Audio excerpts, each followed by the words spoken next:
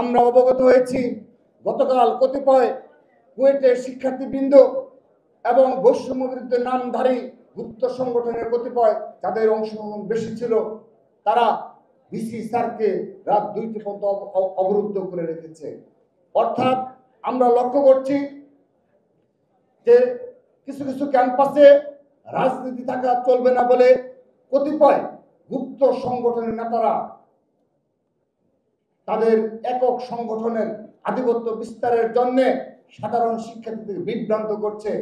আমরা এক্সাম্পল দিতে পারি, উদাহরণস্বরূপ বলতে পারি, এই তিতুমির কলেজে জুলাই আগস্ট আন্দোলনের পরবর্তীতে যে ছেলেটি সবচেয়ে বেশি পলিটিক্স থাকা চলবে না বলে আন্দোলন করেছে, অনশন করেছে এবং শিক্ষক বরাবর বারবার স্মারকলিপি দিয়েছে, পরবর্তীতে দেখা গেল এই কিছুদিন আগে ছাত্র শিবিরের যে কমিটি দেওয়া হয়েছে সেখানে তাকে সাধারণ সম্পাদক হিসেবে ঘোষণা করা হয়েছে। আমরা দেখেছি ঢাকা বিশ্ববিদ্যালয়ে যে ছেলেটি সবচেয়ে বেশি ক্যাম্পাসে ছাত্র রাজনীতি থাকা চলবে না বলে রাজু ভাস্কর্য আন্দোলনের ডাক দেয়, বিনা কারণে রাত 10টার পরে রাত 11টার পরে বিনা কারণে সোশ্যাল মিডিয়ায় স্ট্যাটাস দিয়ে জেনারেল স্টুডেন্টদের বিভ্রান্ত করার মাধ্যমে তার নিজ আন্ডারগ্রাউন্ড সংগঠনের নেতাকর্মীদের রাজনীতি অবস্থান নেয়। পরবর্তীতে দেখা গেল ছাত্র শিবির কমিটিতে তাকে গুরুত্বপূর্ণ পদে রাখা হয়েছে। আমরা এগুলো বোঝার সক্ষমতা আমাদের রয়েছে। বাংলাদেশের ছাত্র সমাজকে বোকা ভেবে যারা বারবার ধোঁকা দেওয়ার চেষ্টা করে, আমি বিশ্বাস করি ঢাকা বিশ্ববিদ্যালয়ের সহ সবচেয়ে মেধাবীরা এই গুপ্ত সংগঠনের এই অপকর্ম সম্পর্কে তারা সজাগ রয়েছে। সে কারণে তাদের এই ধরনের ষড়যন্ত্র কর্মকাণ্ড সাধারণ শিক্ষার্থীদের কাছে গ্রহণযোগ্যতা পায়নি। সেজন্য শুরুতে যেভাবে 0% কন্ট্রিবিউশন 100% সেলিব্রেশন নামে জেনারেল স্টুডেন্টদেরকে বিভ্রান্ত করতে চেয়েছিল, কিন্তু আগস্টের পরপরই যখন দেখা গেল শহীদ ওয়াসিম সহ শতাধিক ছাত্র দলের নেতা কর্মী এই জুলাই আগস্ট আন্দোলন হত্যার শিকার হয়েছে, তখন এই ষড়যন্ত্রকারীরা, তখন এই আন্ডারগ্রাউন্ডের ষড়যন্ত্রকারীরা আবারও তারা গুপ্ত অবস্থায় তারা সাধারণ শিক্ষার্থীদের নিকট পাশে মিলেমিশে আবারও নতুন ভাবে এতদিন পরে এসে 7 মাস পরে এসে আবারও নতুন নতুন ষড়যন্ত্রে লিপ্ত রয়েছে। প্রিয় উপস্থিতি, আমরা আরেকটি বিষয় লক্ষ্য করছি, যখনই এই দেশের কতিপয় নেতৃত্ব গড়ে উঠেছে যারা মূলত মিডিয়ার মাধ্যমে তাদের পরিচিতি বেশি রয়েছে, যারা বাংলাদেশে কোথাও সভা সমাবেশে যায় না, তাদের সংগঠনের কমিটি গঠন করে কিন্তু বাংলাদেশের কোনো একটা উপজেলায় তাদের উপস্থিতি দেখি না, কোনো একটি জেলায় তাদের একটি মিছিল পর্যন্ত আমরা দেখি না, কোনো একটি মাস গ্যাদারিং তো পরের কথা, তাদের কমিটির একটি আলোচনা সভা আমরা আজকের পর্যন্ত কোনো জেলায় দেখিনি। কিন্তু তারা ঢাকায় বসে বসে অনেক বড় বড় বয়ান দেয়, তারা অনেক সোশ্যাল মিডিয়ায় নেগেটিভ তৈরি করে, শুধু তাই নয়, এবং তারা গুপ্ত সংগঠনের উপর ভর করে ছাত্র দলকে বারবার প্রকাশ্য হুমকি দেয়। আমরা সতর্ক করছি, বিনয়ের সহিত সতর্ক করছি, সতর্কভাবে কথা বলবেন, সতর্কভাবে কথা বলবেন। ছাত্রদল একদিনে জন্ম হয়নি, এই ছাত্রদলকে দমন করার কথা বলেন, বারবার হুমকি দেন।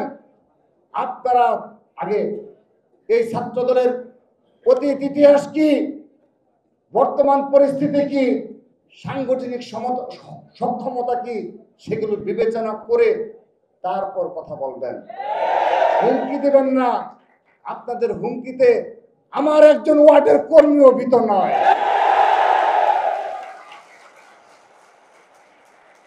উপস্থিতি, আজকের এই আলোচনা সভার মাধ্যমে আমি তাদেরকে বিনীতভাবে অনুরোধ করছি, আপনারা যদি প্রতিনিয়ত ছোট একটি ঘটনাকে কেন্দ্র করে বারবার ছাত্রদলকে এভাবে হুমকি দেন এবং জুলাই আগস্ট আন্দোলনে আমাদের ছাত্র সংগঠনের মাঝে যেটি বৃহৎ ঐক্য গড়ে উঠেছে, সেই ঐক্যকে বিনষ্ট করার জন্য ষড়যন্ত্রে লিপ্ত হন, তাহলে আমরা ধরে নেব আপনারা সত্যিকার অর্থে এই ফ্যাসিস্ট আওয়ামী লীগের পুনর্বাসনের প্রক্রিয়া আপনারা শুরু করছেন।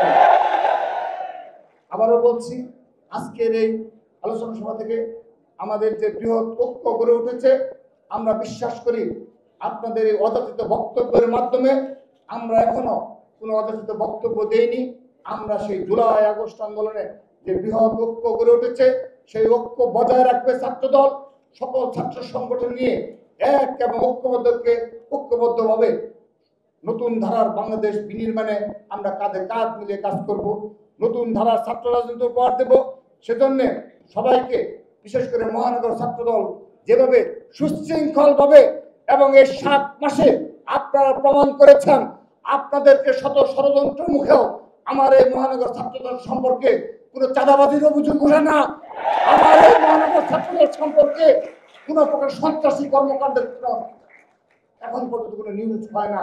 আপনারা লক্ষ্য করে দেখবেন, ঢাকা বিশ্ববিদ্যালয় কেন্দ্রিক যে সোশ্যাল মিডিয়া গ্রুপ রয়েছে, সেগুলো সারা বাংলাদেশে সামান্য যদি পারিবারিক সমস্যা থাকে, সেই সমস্যার আপলোড দেওয়া হয় এই ঢাকা বিশ্ববিদ্যালয় সোশ্যাল মিডিয়া গ্রুপগুলোতে। কিন্তু এই রাজধানী ঢাকার কোনো প্রকার কোনো বড় অনাকাঙ্ক্ষিত ঘটনার প্রমাণ আজ অবধি আমাদের কোনো মিডিয়া আমাদের সামনে নিয়ে আসতে পারেনি। এটি আপনাদের সফলতা। এই সফলতা ধরে রাখতে হবে আমার ভাইরা, তোমাদের এই সফলতাকে ধরে রাখতে হবে। এই সফলতা ধরে রেখে আমাদের আগামীতে যাকে নিয়ে আমরা আশা আকাঙ্ক্ষার প্রতীক, যাকে নিয়ে আমাদের রাজনীতি, যেহেতু আমাদের রয়েছে একজন শহীদ রাষ্ট্রপতি জিয়াউর রহমান, আমাদের রয়েছে আপসহীনতার প্রতীক, বাংলাদেশের স্বাধীনতার সার্বভৌমত্বের প্রতীক দেশনেত্রী বেগম খালেদা জিয়া। আমরা আগামীতে রাজনীতি করি জনাব তারেক রহমানের নেতৃত্বে একটি সাম্য মানবিক বাংলাদেশ গড়বে ইনশাআল্লাহ।